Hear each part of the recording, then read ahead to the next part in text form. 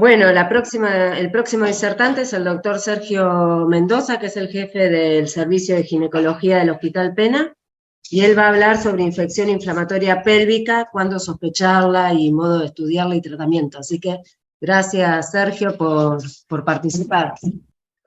Mirá, el agradecido soy yo por la invitación, porque está ver todos de todo punto de vista, porque lo que nosotros por ahí vemos en la práctica es que, no sé qué les pasa a ustedes también un poco con el ectópico, es como que los pacientes comienzan a hacer una consulta y a veces van a distintos lugares y llegamos un poco tarde, y lo que nosotros estamos buscando, en este caso, con tratar de detectar esto tempranamente es porque es eso, el diagnóstico siempre tenemos que sospecharlo y es diagnóstico clínico. Entonces es muy importante tener estas medidas y poder actuar y poder tratarlo. O sea, siempre vamos a tratar de hacer un tratamiento empírico, lo vamos a ver, y por las secuelas que produce a nivel reproductivo, ¿sí?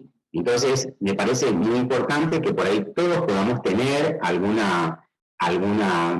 digamos, alguna herramienta. Yo sé que ustedes lo tienen, pero vamos a mirarlo juntos. Es raro que nos juntemos, yo casi me estoy retirando de la función, y la verdad que pocas veces me invitaron a muchos lugares, pero la verdad que pocas veces me invitaron a dar EPI y estas cosas que vemos. Entonces yo, como para romper un poco el hielo, yo sé que contamos mucho tiempo, pero yo voy a ser más corto porque a mí me viene un tema más específico, así que me gustaría ver si alguien quiere escribir o me quiere decir, abre su micrófono y me dicen cuáles son las dudas que ustedes tienen, o no sé si dudas, pero cuáles son las dificultades o qué cosas tienen ustedes cuando aparece esta mujer donde ustedes sospechan que puede llegar a tener, como para romper un poco el hielo, así yo veo en qué puedo hacer un poco más de hincapié. ¿Alguien se anima? En realidad, Sí, perdón, en realidad ingreso, ¿viste? Perdón. Sí, sí. No, habla Ana Clara, sí, sí. perdón, buenas tardes. Hola. Yo soy médica clínica, trabajo en Río Negro, en Luis Beltrán, y hago consultorio. La dificultad que yo tengo, ¿me escuchás? Sí, sí, sí.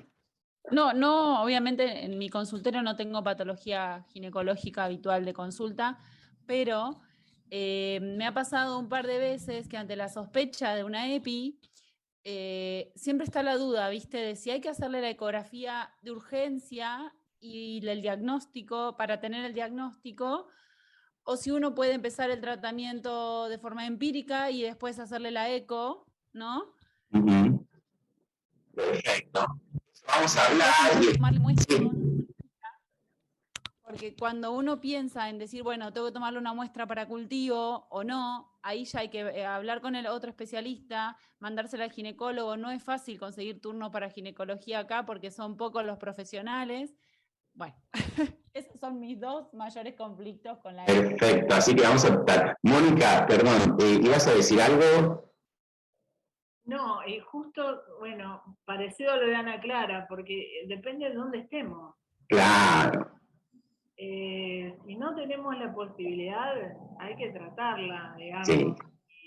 Y después se verá, a veces también entran como abdomen agudo y terminan haciendo una EPI, y bueno, uno tiene que tener también la mirada del ginecólogo y la mirada del cirujano, pero sí, que depende de dónde estemos, ¿no? Claro. Pero por mí me gustó de ustedes porque ustedes, por ejemplo, nosotros somos mucho por ahí de tener muchas cosas, y me parece que ustedes por ahí, los clínicos, tienen algunas herramientas donde se orientan mucho más fácilmente. Si bien el tema, como por ahí yo decía, que vos tenés dolor abdominal, y la verdad que el enfoque de dolor abdominal es medio, en la mujer tenemos que pensar en varias cosas, pero bueno, por ahí con algunas herramientas, yo la verdad que siempre, no sé, siempre me invitan a dar cosas, pero siempre de la especialidad, y pensé bastante en ustedes, a ver, ¿qué puedo hacer yo después de Mónica, que es una especialista? ¿Qué puedo hacer yo para captarlos, para que un poco llamar su atención en estos 20, 30 minutos que quedan? Porque la verdad que saben que a esta hora, el día y toda esa historia, voy a tratar de ser práctico y a ver qué les puedo ofrecer. Me traté de buscar cosas y bueno, pareciera que encontré algunas, pero vamos a ver si a ustedes les puede interesar. Bueno, vamos a ver si puedo compartir esto, si me puedo ver.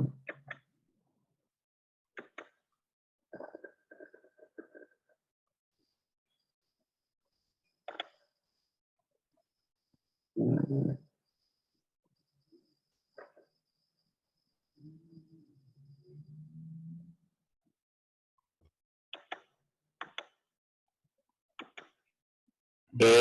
viene ahí completo, ¿no? No, no. No.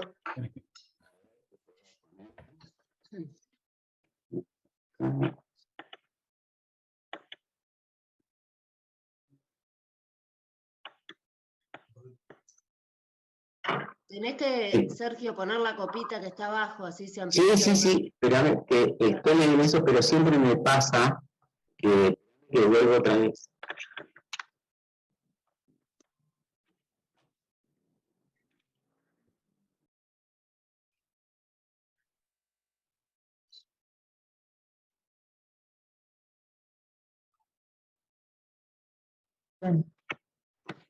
¿Ahí ven? No. Todavía no ven, ¿no? No. Todavía no. ¿No? Se ve el PowerPoint. Fíjate abajo en tu barra de herramientas, hay como una copa que es Sí. para... Esa si la apretás no No. te responde. No. Un segundito.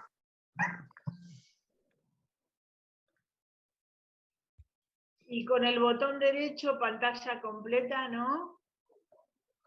Espérame que algo me pasa. Perdón.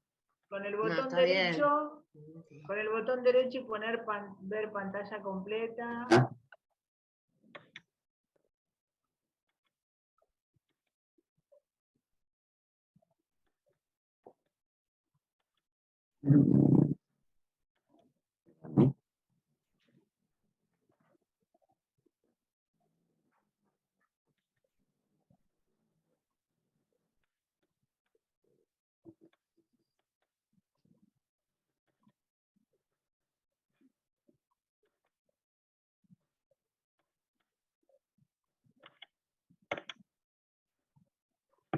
No me deja. No me... Perdón, ya voy a estar.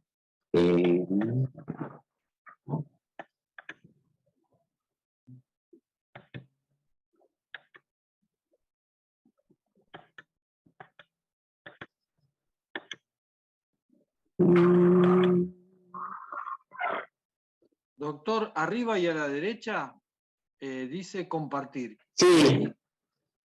Ese ahí no me deja. Ahí no me deja.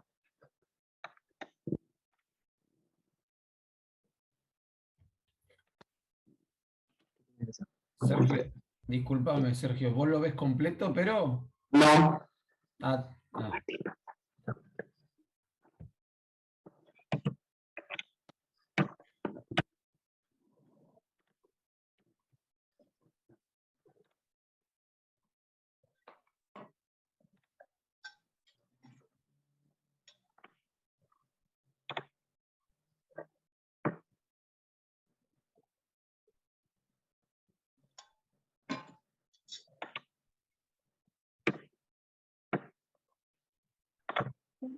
Y si lo pones, el botón que está al lado del Zoom, que sería la pantalla completa de la presentación, A ver.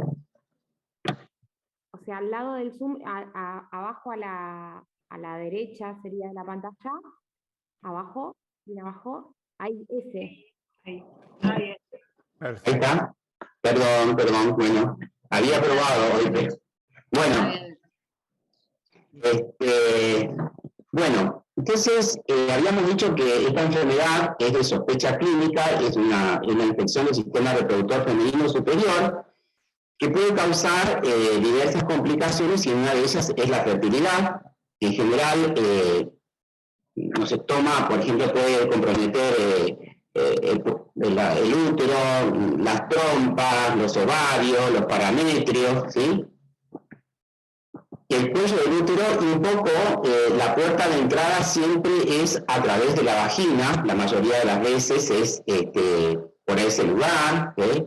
Dos palabritas sobre, bueno, no le voy a dar una clase de anatomía ahora, no es la función, pero estaba un poco parecía que el trastorno está en sí en la inflamación de la mucosa, ¿sí?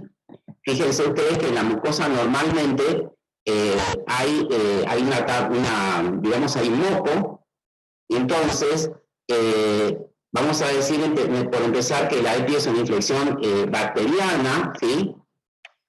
de la mucosa, que tiene mucho que ver, o sea, en quiénes se produce una EPI. No cualquiera tiene una EPI, sino que por supuesto que vamos a hablar después de los genes, pero siempre hay una inflamación de la mucosa. Y tiene mucho que ver con esto los cambios que hay en la flora bacteriana.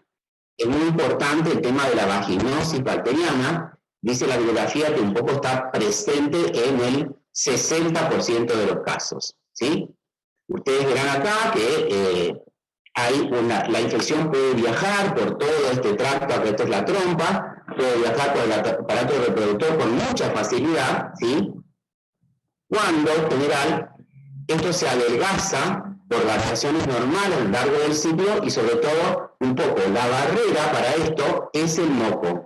Este moco espeso que, en general, impide que la infección se propague o cualquier germen que pueda llegar a entrar se puede llegar a propagar. Este moco produce una barrera y la alteración de la flora es la que un poco nos da la proliferación de bacterias anaerobias, un poco que degradan ese moco que estábamos hablando hoy que nos podía proteger. Entonces ese moco se vuelve mucho menos eficaz en el contexto de una vaginosis bacteriana y entonces ocurre este choque y entonces, ¿qué nos pasa?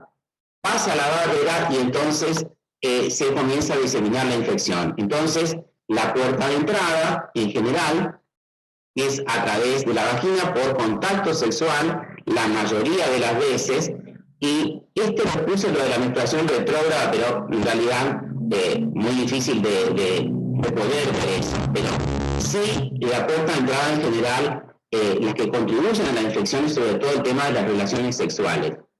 Entonces vamos a ver que esta trompa comienza a inflamarse y entonces aparecen distintos mecanismos para tratar de defender, aparecen estos células plasmáticas, linfocitos, se daña el epitelio tubárico y las trompas se empiezan a llenar de pus, ¿sí? Con eso se forma después un tejido cicatrizal para reparar el daño y entonces se producen estas famosas adherencias que quedan como secuelas de esta enfermedad, ¿sí? Y acá tenemos, por ejemplo, que hay una de las complicaciones es el absceso tubovárico que expulsa en las trompas y en los ovarios. Eso se puede romper, ¿no es cierto? Y se puede diseminar la infección. Tenemos también, como habíamos dicho hoy, un neurosalping. No va a haber pus, pero puede haber líquido en el espacio creado por ese tejido cicatrizal. Nosotros habíamos dicho que había una inflamación y como consecuencia de esa inflamación se creaban así como lagunas y se depositaba ese líquido trasudado y se puede formar un hidrosalping. El hidrosalping o el absceso son las dos complicaciones que se forman al inicio. Por supuesto, después la más, digamos así, la más complicada y la más temida es la peritonitis y alguna otra cosa que vamos a ir viendo. Por el daño que causan las trompas de falopio, las personas que han tenido en general una enfermedad pelviana inflamatoria, ¿qué les pasa? Tienen dificultad luego para la fertilidad, ¿sí? Pueden quedar con un dolor pélvico crónico, pueden quedar con dolores por un tiempo mucho más prolongado, puede, a consecuencia de esta trompa, como decíamos hoy, que quedó con su motilidad disminuida y quedó con adherencia, puede haber riesgo de un embarazo ectópico. Y una cosa que por ahí yo les traje porque la bibliografía dice, y no sé si ustedes a veces lo ven, la verdad que la bibliografía lo puso claro y entonces yo traté de transmitirles un poco, que es el síndrome de Fitz-Hugh-Curtis, que es la inflamación cuando la enfermedad pelviana inflamatoria se extiende al peritoneo y de ahí a la cápsula de Wilson que rodea el hígado. Entonces esto genera adherencias como si fuera una cuerda de violín o delgadas cuerdas de tejido cicatrizal que unen el hígado al peritoneo. La verdad que la bibliografía lo dice, yo no encontré un ecografista que me pueda, digamos así, evidenciar esto, pero por ahí si uno, por ejemplo, en el contexto de una enfermedad pelviana inflamatoria, una paciente que aparece con dolor en hipocondrio derecho, pensemos en esta enfermedad rara. después van a ver el dibujito donde dice que, bueno, dentro de este cuadro, dentro de todo lo que vimos en el contexto de la EPI, aparece una mujer con dolor, y entonces no pensemos en nada raro, sino pensemos en este síndrome. ¿Cuáles son los gérmenes más comunes? Los gérmenes más comunes son, me faltó poner uno acá, son el gonococo, la clamidia, el micoplasma, pero la verdad que alrededor del 40% son polimicrobianos. Entonces dijimos gonococo, clamidia, micoplasma, y como dijimos, alrededor de un 40% son polimicrobianas. No debemos olvidarnos que en general cuando ocurren estas cosas se altera un poco la flora, y en eso de la flora aparecen otros gérmenes, o por ejemplo cuando hay una vaginosis bacteriana y aparecen otros gérmenes que se asocian, como por ejemplo la Gardnerella vaginalis, ¿sí? Y otros gérmenes, proteos, y también aparecen Peptostetrococcus, pueden aparecer también, dice la bibliografía, como después de un caso de influenza. O sea que los más comunes son estos primeros o tres, que me olvidé de ponerles acá, el tema del micoplasma, el micoplasma genitalum. Y después hay un montón de gérmenes. Y la alteración de la flora es un poco el que permite que otros gérmenes se alteren y aparecen aerobios y anaerobios facultativos, y hacen que esto se pueda diseminar. ¿Cuáles son un poquito los factores de riesgo? Mujeres sexualmente activas. ¿En quién aparece la EPI? La EPI aparece generalmente en gente joven, en gente que tienen múltiples parejas sexuales y de repente no usan preservativo. También es una enfermedad que aparece, por ejemplo, si hay una pareja que uno de los dos tiene gonococo o tiene micoplasma, lo más probable es que tengan un 15% de posibilidad de tener EPI, ¿sí? Otra de las cosas que les quería decir es un poco que otros factores, como por ejemplo la colocación de un dispositivo intrauterino o alguna maniobra dentro del útero, en mujeres que estén predispuestas o mujeres que tienen factores de riesgo, termina desencadenando una inflamación pelviana, ¿sí? Historia, como le dije, de EPI anteriormente, y el tema de vaginosis, les dije, y la vaginosis es muy importante, ¿sí? Entonces, ¿cuáles son los síntomas? ¿En quiénes pensamos? A ver si le puedo ayudar a la compañera que recién me hizo esa pregunta. En algunas mujeres tendrán poco o ningún síntoma. Ese dolor pélvico de repente no es un dolor que uno diga, una paciente que llega doblada de dolor, puede aparecer que aparezca con un dolor de intensidad moderada, o puede ser que tenga un dolor pélvico leve, o puede ser que tenga alguna sensibilidad alrededor de los ovarios y la trompa de falopio, puede ser que tenga una febrícula que llega a 37,5, no llega a 38, pero cuando uno comienza con el interrogatorio va apareciendo alguna de estas cosas. Tiene un flujo vaginal, espeso, de color amarillo, a veces con olor. Puede haber un sangrado uterino anormal que puede aparecer en la mitad del ciclo, o puede aparecer después de una relación. En general, a veces los pacientes se quejan de dispareunia. O sea, como que a veces la mujer dice, no, la verdad es que estuve con unos dolores leves y hice una consulta, pero, y después cuando uno va interrogando, hace un interrogatorio un poco más dirigido, van apareciendo esto, la sensibilidad, esto que tuvo un poco de fiebre, tuvo un poco de flujo. A veces pueden llegar a tener, por ejemplo, dicen, no, por ahí estuve con un poco de dolor y estuve un poco nauseosa. Entonces ya nos comienza a decir, uy, ¿qué tendrá? Pensar en apendicitis, pensar en alguna otra cosa, pero luego vamos a ver que nos va a ser un poco más fácil. Y esto es lo que les decía hoy. Este síndrome, que era el dolor en el hipocondrio derecho, era cuando la inflamación se propagaba hacia el hígado e inflamaba un poco la cápsula de Gleason, y por eso aparecía este dolor.